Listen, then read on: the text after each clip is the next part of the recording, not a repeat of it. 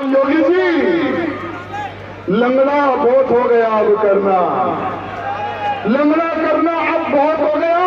अभी आप एक संकल्प लो योगी जी, मुल्ला मुक्त उत्तर प्रदेश,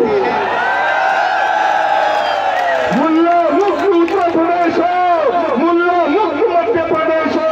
ये संकल्प हमारे दोनों मुख्यमंत्रियों को आज लेने की आवश्यकता है। और हमारे दोनों मुख्यमंत्रियों को कहना चाहूंगा, योगी जी को बोलने की तो जरूरत नहीं है, लेकिन हमारे मोहन भैया को भी मैं कहना चाहूंगा, मोहन भैया, ये जो हिंदू है ना, इन्हीं की वजह से आपकी वो चेयर मजबूत हुई है। मोहन भैया, इन्हीं हिंदुओं की वजह से आपके विधायक जीत रहे हैं। हर विधायक को एक एक टारगेट दे दो, जैसे इंदिरा गांधी ने इमरजेंसी के समय पर दिया था। इंदिरा गांधी ने इमरजेंसी के समय पर दिया था कि हिंदुओं को पकड़ो। एक एक सांसद को टारगेट दिया था, एक एक विधायक को टारगेट दिया था कि इनकी नसबंदी, जितनी जो व्यक्ति, जितनी जो सांसद हो, मिनिस्टर हो, विधायक हो, जितनी नसबंदी करेगा उसको हम उतना इनाम देंगे। इस प्रकार से इंदिरा गांधी ने सभी सांसदों को, मिनिस्टरों को, विधायकों को छोड़ दी थी और गिनती होती थी, गिनती कि किसने कितनी नसबंदी करवाई है। तो हमारे दोनों मुख्यमंत्रियों से कहना चाहूंगा, आप लोग भी एक स्कीम निकाल दो कि सिर्फ मुल्लों की नसबंदी हो। एक विधायक को टारगेट दीजिए, एक सांसद को टारगेट दीजिए, एक आपके कैबिनेट मंत्रियों को टारगेट दीजिए कि जो जितने मुल्लों की नसबंदी करवाएगा उसको इतना इनाम दिया जाएगा। जो ज्यादा मुल्लों की नसबंदी करेगा उसको कैबिनेट का पोस्ट दिया जाएगा, और जो ज्यादा नसबंदी करेगा उसको उप मुख्यमंत्री का पोस्ट दिया जाएगा। होना चाहिए ना, होना चाहिए ना। अगर ये कार्य प्रारंभ होगा तो मरते दम तक मौत तो सभी को है। आज हम मरेंगे कल तो कल तुम मरोगे मेरे मित्रों। मरते दम तक जब आपकी हड़ती जाएगी ना, तभी भी लोग कहेंगे कि हमारे मुख्यमंत्री जी मर गए, आज इनकी शव यात्रा में हम जा रहे हैं। लोग ये ना कहे कि ये पूर्व मंत्री है, ये पूर्व मुख्यमंत्री है जो मर गए, इनकी शव यात्रा में हम जा रहे हैं। ऐसे लोग ना कहे। यानी जो हिंदुओं का साथ देता है वो मरते दम तक वो उसका पद नहीं छूटता मेरे मित्रों। ये है हमारा हिंदू समाज। मेरे मित्रों, हिंदू समाज का विश्वास जो कोई भी जीतता है ना, वो कभी नहीं आता, जिंदगी में कभी नहीं आता। मेरे मित्रों, हैदराबाद कितने लोग आए बताइए? गिनती के 20 से 25। हैदराबाद एक मिनी पाकिस्तान है। हैदराबाद एक मिनी पाकिस्तानी अड्डा है। भारत में कहीं पर भी बम धमाका होता था, आतंकी हैदराबाद में पकड़ा जाता था। भारत के किसी भी कोने में किसी राजनेता, जैसे हरियन पांड्या जी जो उप होम मिनिस्टर थे गुजरात के, उनका मर्डर करने वाला हरामी कटमुल्ला सारा हैदराबाद में पकड़ा गया। यानी हैदराबाद एक मिनी पाकिस्तान है। और ऐसे हैदराबाद में हिंदुत्व के प्रति कार्य करने की कितनी तकलीफ होती है आप सोच सकते हैं मेरे मित्रों। ऐसे हैदराबाद का मुख्यमंत्री यानी तेलंगाना का मुख्यमंत्री कहता है कि मैं रेवंत रेड्डी हूं मेरा नाम। अगर ओवैसी रेवंत रेड्डी भी कहे तो मुझे तकलीफ नहीं है, क्योंकि मैं ओवैसी का तो गुलाम हूं। ये कहता है तेलंगाना का मुख्यमंत्री रेवंत रेड्डी, कांग्रेस पार्टी का।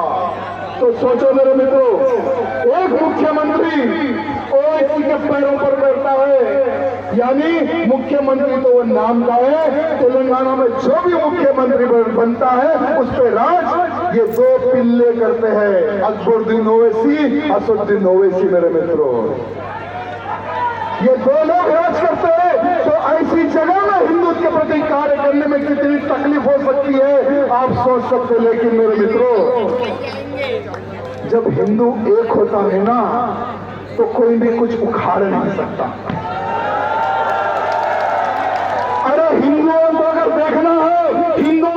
खुशी अगर देखना है, जब हिंदू बाहर निकलता है तो बड़ी बड़ी मस्जिदों की पैक हो जाती है। अगर देखना है तो एक बार हैदराबाद की रामनवमी शोभा यात्रा में आ जाना। हैदराबाद की श्री रामनवमी शोभा यात्रा में आ जाना। जब हिंदू निकलता है तो मुल्ला वहां से भागता है।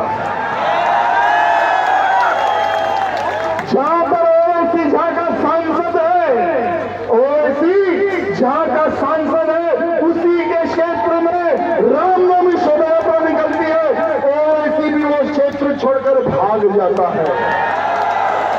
मेरे मित्रों, चाहे वो तेलंगाना का हैदराबाद हो या हमारे भोपाल की राजधानी हो या मध्य प्रदेश का कोई भी जिला हो, हिंदू अगर एक हो जाए तो किसी में दम नहीं है जो हिंदुओं को हिला दे। मेरे मित्रों, किसी में दम नहीं है।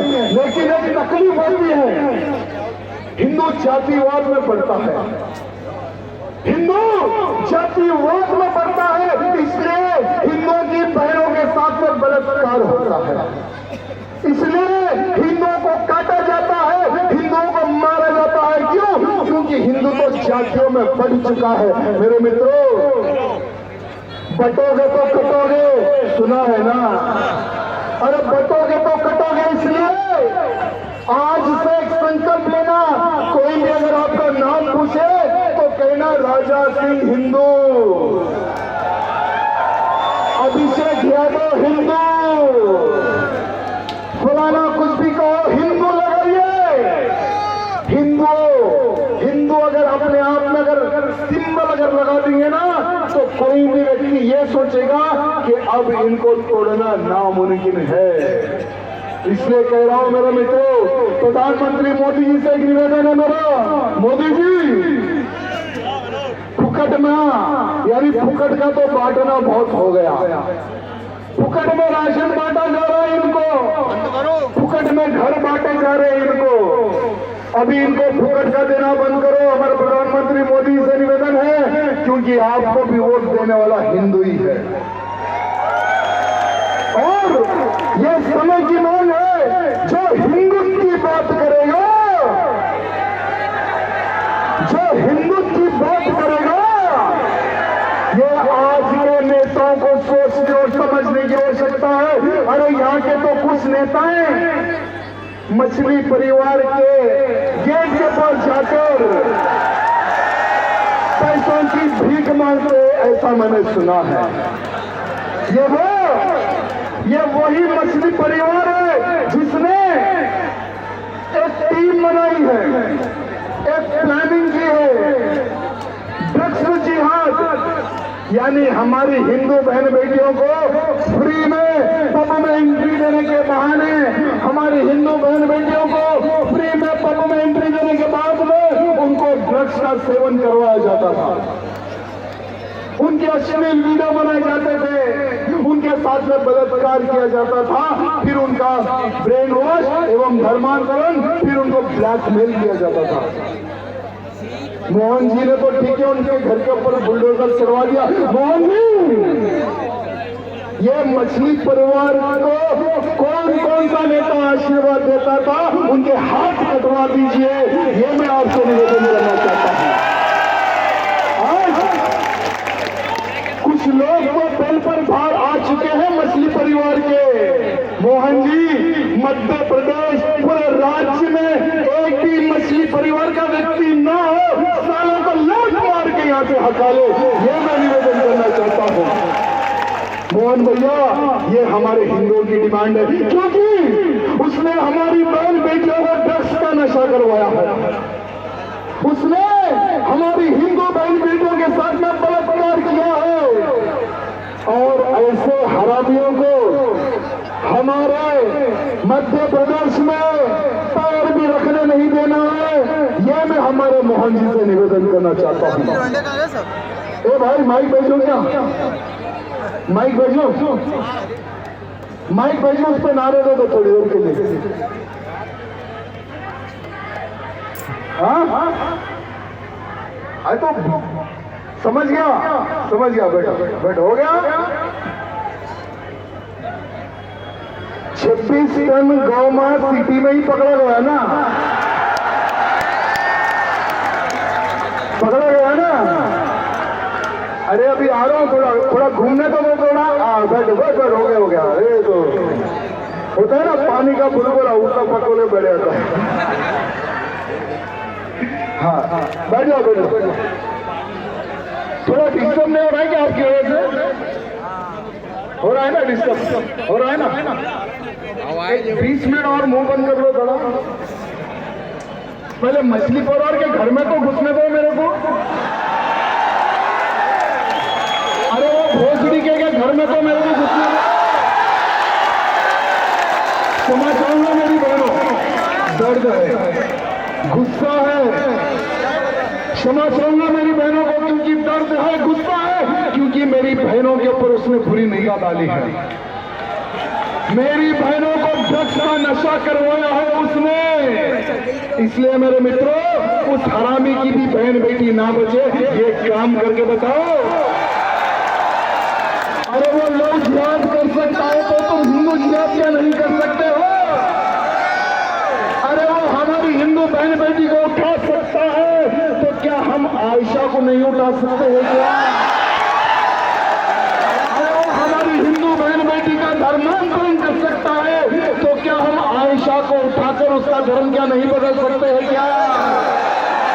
अरे मेरे हिंदू, पुकारना तो बहुत है, पुकारते तो बहुत है, लेकिन काम करो। घर में लाइसेंस लो और इनको भी टारगेट करो, क्योंकि समय की मांग है। मेरे मित्रों, देश धर्म का नाता है, गाय हर हिंदू की माता है। देश धर्म का नाता है, गाय वो हर हिंदू की माता है। जो जो व्यक्ति गैया मैया का दूध पिया है ना, वो सभी कर्जदार है। इंसान को दो कर्जे होते हैं पता है? एक अपनी मैया का जो दूध पीकर बड़ा होता है, और मैया के दूध के बाद में सिर्फ गधे का दूध तो नहीं पीता है ना, नहीं पीता है ना गधे का, गैया मैया का दूध पीता है ना। तो जितने लोगों ने गैया मैया का दूध पिया है, उन तमाम नेताओं से निवेदन है कि इस बार संसद में गैया मैया को राष्ट्रीय पशु घोषित कर दो, राष्ट्रीय प्राणी घोषित कर दो। ये उन तमाम सांसदों से निवेदन है जो गैया मैया का दूध पीकर सांसद बने हैं, गैया मैया की पूजा करके सांसद बने हैं, गैया मैया की पूजा करके वोट मांगे हैं। आज वही गैया मैया तुमसे पूछ रही है कि बेटा कर्ज कब चुकाओगे? आज वही गैया मैया पूछ रही है कि बेटा मेरे दूध का कर्ज कब चुकाओगे? लेकिन हमारे नेता तो नेता ही है, वोट लेंगे गाय के नाम पर, वोट मांगेंगे गाय के नाम पर, और जब गैया मैया के प्रति कानून बनाने का जब समय सांसद में आ जाता है तो हमारे जो नेता है ना, मुंह पर पट्टी लगा लेते हैं गोबर की, वो भी बैल के गोबर की पट्टी लगा लेते हैं, इनका मुंह ही नहीं खुलता।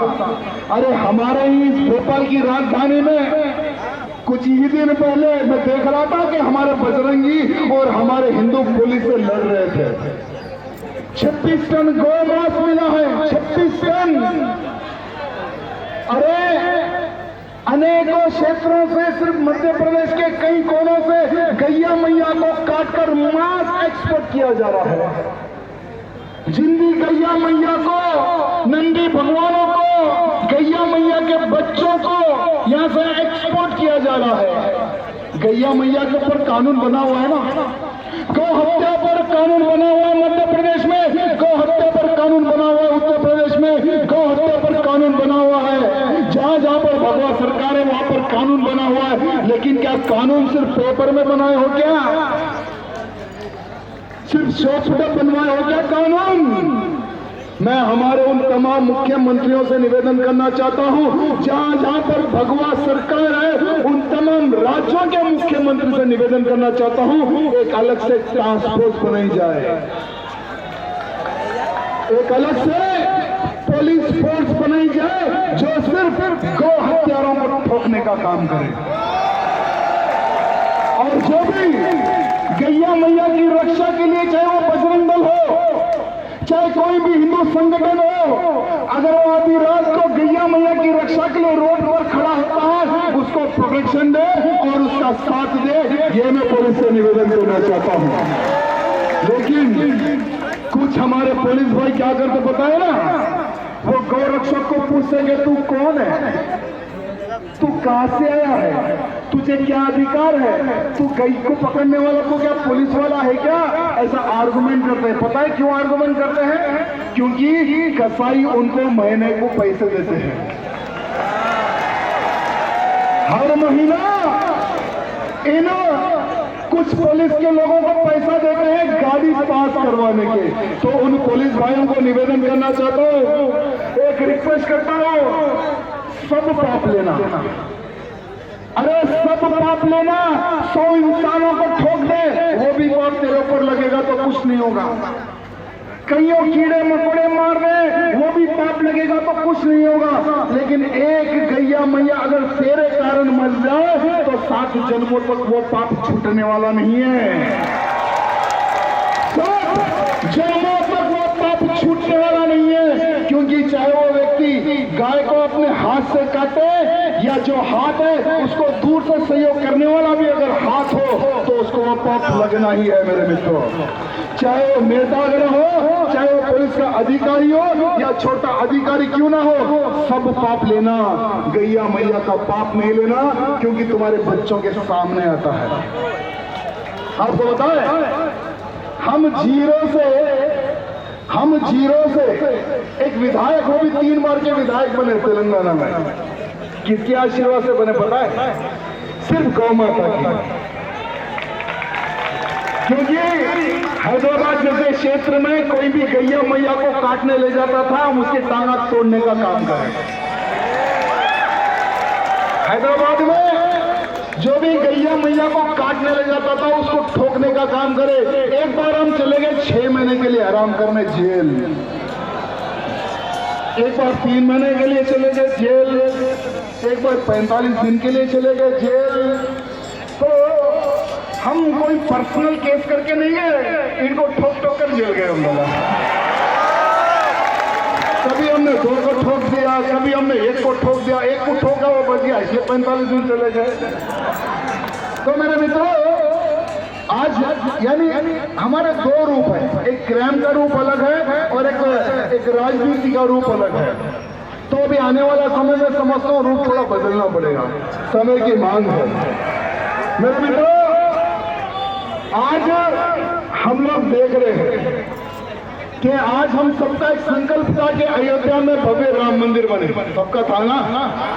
आज ये जो पीढ़ी है ना, भाग्यशाली पीढ़ी है, क्योंकि 500 सालों का संघर्ष राम भक्तों का पूर्ण हुआ, आसमान को छूने वाला अयोध्या में राम मंदिर बन चुका है। बाबर का ढांचा गिराने के बाद में एक वो राम भक्त था जो बाबर के ढांचे को चढ़कर बाबर के ढांचे को गिराने का कार्य अयोध्या में किया। मैं समझता हूँ यहाँ पर जितने भी राम भक्त हैं, अब हमें जाना पड़ेगा बंगाल, क्योंकि तेल लगाएंगे डाबर का।